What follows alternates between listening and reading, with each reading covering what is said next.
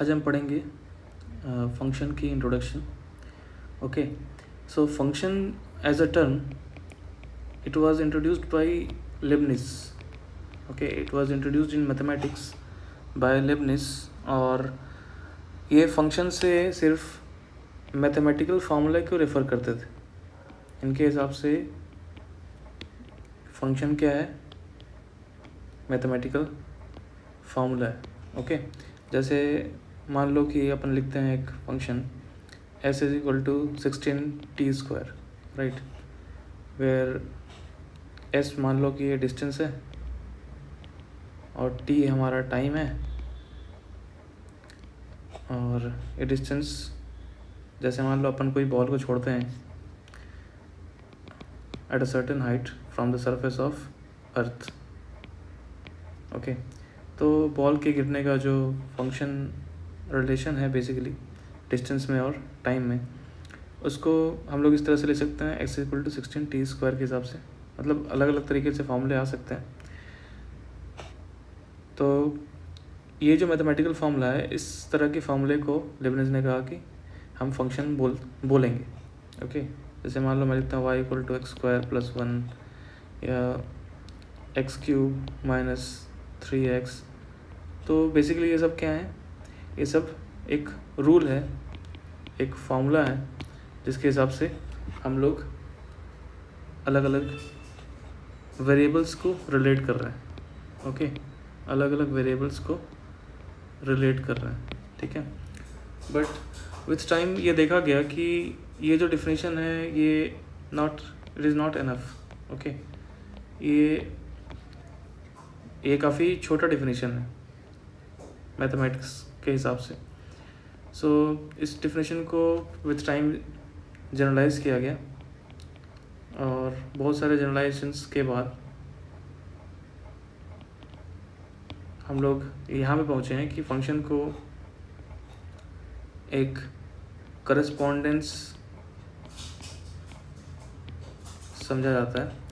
Okay, between elements of two sets x and y, let's say. Okay, तो अपने पास मान लो दो सेट्स हैं, तो एक है x और दूसरा है y. यहाँ पर जो एलिमेंट्स हैं x के और जो एलिमेंट्स हैं y के, ओके, इसमें हर एक एलिमेंट जो x का है वो किसी न किसी y के एलिमेंट से एसोसिएटेड है. ओके, तो फंक्शन को कैसे डिफाइन किया गया? एज अ करस्पॉन्डेंस, कि it is a correspondence between elements of set x and set y which associates okay each element of x. ध्यान देना है यहाँ पर कि जो सेट x है इसके हर एक एलिमेंट को एसोसिएट किया जा रहा है. मतलब इसमें कोई भी एलिमेंट छूट नहीं रहा है. Okay, no element is left out. Okay, कहाँ का एलिमेंट नहीं छूट रहा है? सेट x का. Okay, so each element of x is associated with some element of y. मतलब कि किसी न किसी एक एलिमेंट से एसोसिएटेड तो हो गई. तो यहाँ पे ध्यान रखना है कि यहाँ पे ईच एलिमेंट नहीं लिखा, यहाँ पे लिखा है सम एलिमेंट. मतलब कि इसमें कुछ एलिमेंट्स y में कुछ एलिमेंट छूट भी सकते हैं. ओके, y में कुछ एलिमेंट्स छूट भी सकते हैं, लेफ्ट आउट.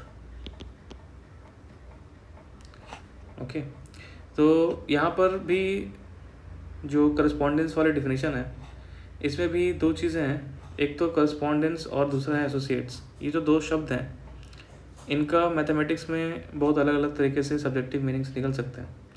तो ये भी डिफिनेशन पूरा का पूरा मैथमेटिकल नहीं है. ओके, सो इसको फंक्शन को फॉर्मली डिफाइन करने के लिए जो फॉर्मल डिफिनेशन अभी यूज़ होता है फंक्शन का, that definition is in terms of ordered pairs. Okay, अब भाई ऑर्डर्ड पेयर्स क्या होता है? तो हम लोगों ने सेट में पढ़ा है कि अगर मान लो अपने पास एक सेट है, सेट ए, उसके एलिमेंट्स हैं एक्स, वाई और जेड। ओके, तो अगर मैं दूसरा एलिमेंट लिखता हूँ, दूसरा सेट लिखता हूँ वाई, एक्स और जेड, तो इन दोनों केस में ये जो दोनों सेट्स हैं, सेट ए और सेट बी, दोनों सेम है। ओके, दोनों सेम इसलिए है क्योंकि यहाँ पर फर्स्ट पोजीशन पे, सेकंड पोजीशन पे और थर्ड पोजीशन पे एलिमेंट्स कौन कौन से हैं ये कोई मैटर नहीं करता है। ओके, तो हम लोग कहते हैं कि सेट्स के जो एलिमेंट हैं वो किसी ऑर्डर में नहीं है। Okay, elements of a set are not in any order. Okay, लेकिन कहीं कहीं पे हम लोग को ज़रूरत पड़ता है कि हमें एलिमेंट्स ऑर्डर में चाहिए होता है। जैसे कि मान लो हमारे पास जो कार्टेशियन कोऑर्डिनेट्स हैं एक्स और वाई। ओके, तो यहाँ पर अगर आप कोई भी एलिमेंट लोगे, जैसे अपन लेते हैं 2,5, कोई पॉइंट ले लिया लेट्स से, यहाँ पर दूसरा कोई पॉइंट ले लिया हमने 5,2। तो देखो यहाँ पर 2,5 और 5,2 दोनों अलग अलग पॉइंट्स हैं। ओके, तो यहाँ पर अगर हम इस ब्रैकेट में 2 को पहले लिखें या 5 को पहले लिखें तो इनका मीनिंग चेंज हो जाएगा। ओके, मीनिंग चेंजेस, क्योंकि हमें जो फर्स्ट एलिमेंट है इसमें हमेशा, लेट्स से कि ए कॉमा बी हम किसी एलिमेंट को मानते हैं, तो इसमें फर्स्ट एलिमेंट हमेशा एक्स कोऑर्डिनेट को रिप्रेजेंट कर रहा है और सेकंड एलिमेंट हमेशा वाई कोऑर्डिनेट को रिप्रेजेंट कर रहा है। ओके, तो यहाँ पे हमेशा एक ऑर्डर बना हुआ है। ऑर्डर क्या है? ये ऑर्डर ये है कि फर्स्ट पोजीशन पे एक्स कोऑर्डिनेट का एलिमेंट आएगा, सेकंड पोजीशन पे वाई कोऑर्डिनेट का एलिमेंट आएगा।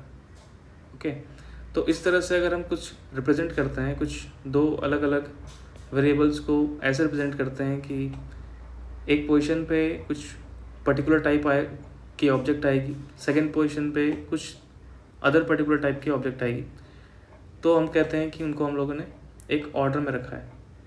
जैसे मान लो हमारे पास 5 मैरिड कपल्स हैं, राइट, और मैं इनको लिस्ट करना चाहता हूँ, उनके नाम को लिस्ट करना चाहता हूँ इन अ पर्टिकुलर ऑर्डर, जिसमें कि मेल के नाम को हम लोग सेकंड में लिखेंगे और फर्स्ट नाम होगा हमेशा फीमेल का। तो यहाँ पे एक ऑर्डर हो गया। तो अगर हम एक सेट बनाते हैं इन नामों का, तो हमेशा लेट्स से पहला केस F1 M1 होगा, फिर F2 M2 होगा and so on F5 M5 होगा। तो यहाँ पे हम देख सकते हैं कि जैसे हमने डिफ़ाइन किया कि पहला एलिमेंट हमारा फीमेल होने वाला है और दूसरा एलिमेंट हमारा होने वाला है मेल। ओके, तो इसमें हमेशा एक ऑर्डर मेंटेन्ड है।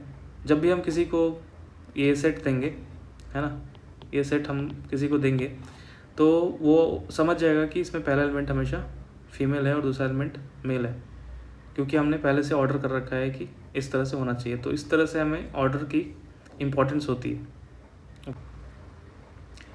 तो ऑर्डर पेयर की बेसिक प्रॉपर्टी क्या होती है कि अगर मान लो एक ऑर्डर पेयर में A, B लिखा हुआ है और मैं कहता हूँ कि ये जो चीज़ है ये C, D ऑर्डर पेयर के इक्वल है, तो ये इक्वल तभी होगा जब पहला एलिमेंट दोनों के इक्वल होंगे और दूसरे एलिमेंट भी दोनों के इक्वल होंगे। ओके, मतलब कि कोई भी दो अलग अलग ऑर्डर्ड पेयर्स सेम नहीं हो सकते हैं जब तक कि करस्पॉन्डिंग एलिमेंट्स सेम ना हो। ओके, ठीक है, तो ये था हमारा ऑर्डर्ड पेयर्स क्या होता है।